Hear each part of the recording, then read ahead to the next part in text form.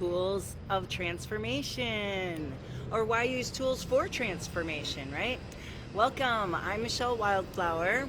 We're on the Wildflower Woo Woo Show's 29th episode. And today we're talking about tools of transformation this whole month of March to celebrate Women's History Month. And today we're talking about why we would use tools of transformation and what they might help us with in our life.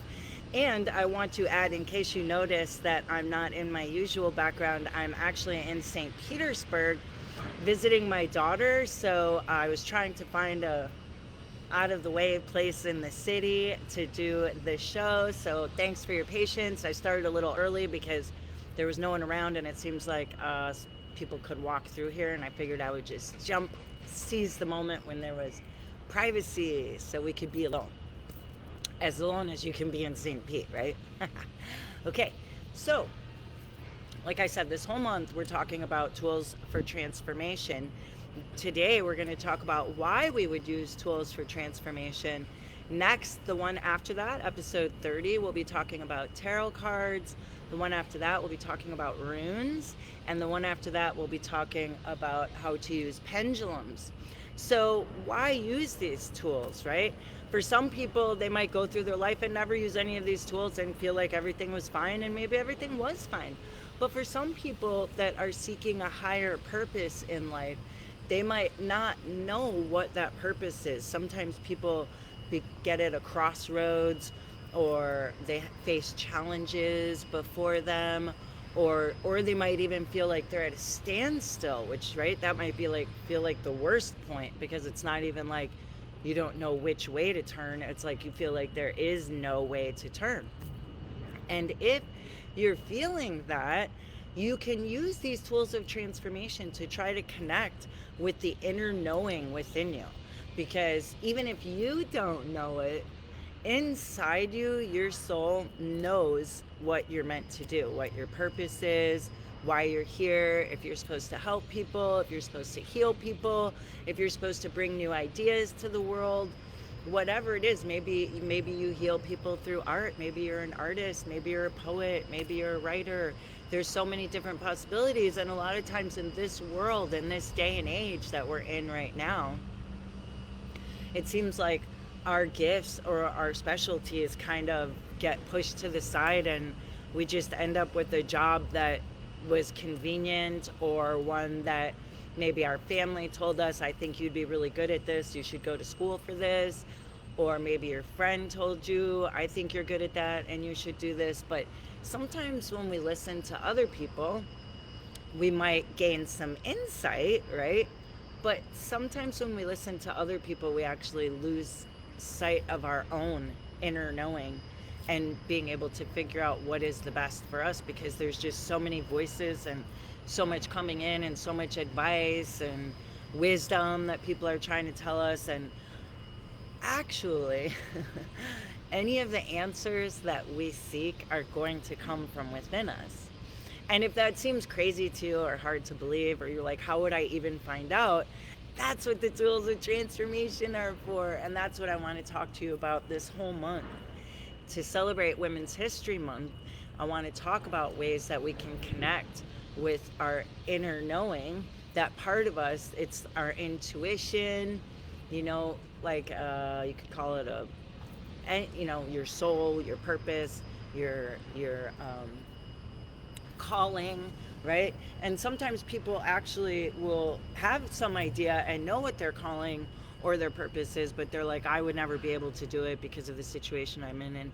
And maybe that could be a possibility for right now, this future that they're in right now. But we know that days are going to pass, and that time is going to go on, and either we can focus on making the changes that we want to make and transform our lives in the way that we want to see it transform, or we can just stay put in the situation that we're in and tell ourselves that we'll never get out of it and there's nothing that we can do to get out of it. And if you feel that way, first of all, I'm really sorry, because that's that can be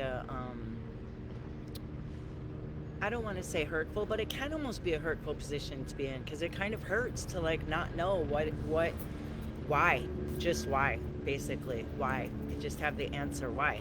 And if you're someone, first I would always recommend meditating, because that's a great way to connect with that inner knowing. But for some people who feel like meditating is a challenge for them or something that they want to work on, but they would just like something else that they could do first, I always recommend meditating. But if you wanted to do something else, then you could use these tools of transformation. And it actually, you don't need any of them. You don't need any of them.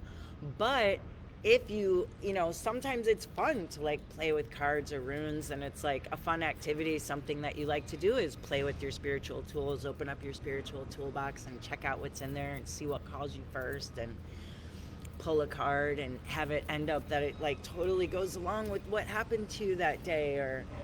Or you get a card and you're like, I wonder what this means, and then it turns out that just like something in the card happens, that coincides or resonates with you, and you remember, or a rune or something like that, a message, anything. There's so many synchronicities in the world, and if we start paying attention to them, and you start actually asking your guides or your higher self or your inner knowing, your intuition, whatever you want to call it, if you actually start asking them to give you some inclination of your purpose or some signs or something like that, then they actually will.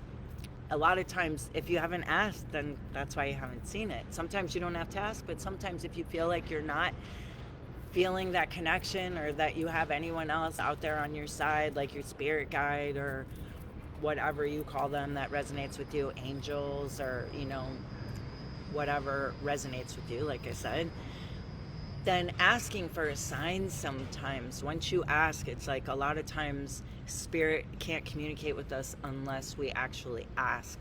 So if you ask for a sign, a lot of times you'll get one. And sometimes you can be so specific in your question that you say, if phrase it whatever feels comfortable for you, but say you said, if that was the case, then I want to find a white feather somewhere, or I want to, see a blue jay, or whatever it is. Then you could ask for it, and you'd be surprised sometimes the signs that you might receive. And once you start trying to connect with your spirit guides or your angels, or like I said, whatever you call them, if you haven't tried before, then that might be why you haven't felt any connection. So maybe now it's a new year, right? We're into March. If you're feeling like you want to deepen something in your environment so that you have a better purpose, or more understanding, or a clearer focus, or some kind of perspective on what would be the best choices for you to make, you could always ask for a sign.